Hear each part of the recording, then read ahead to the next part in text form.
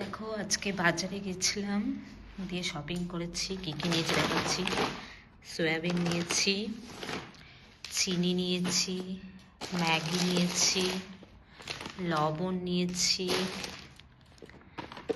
তারপর লেবু নিয়েছি, লঙ্কার গুঁড়ো নিয়েছি,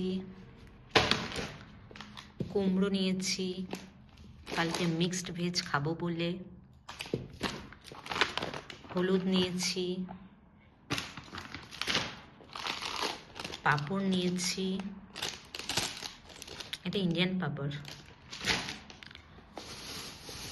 টমেটো নিয়ে এসেছি, টমেটো।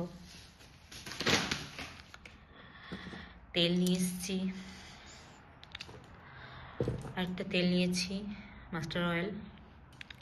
এই দেখো আমার ফেভারিট জিনিস আম নিয়ে নিয়েছি। এই এক পিস আমের দাম কত নিয়েছে বলো তো, বলতে পারবে? $3, মানে ইন্ডিয়ান কারেন্সিতে 165 টাকা এই একটা পিসের দাম। আলু নিয়েছি, পেঁয়াজ নিয়েছি, ফুলকপি নিয়েছি, শাক নিয়েছি, যেটা খেতে আমি খুব ভালোবাসি। এটা আমার ফেভারিট ধনেপাতা।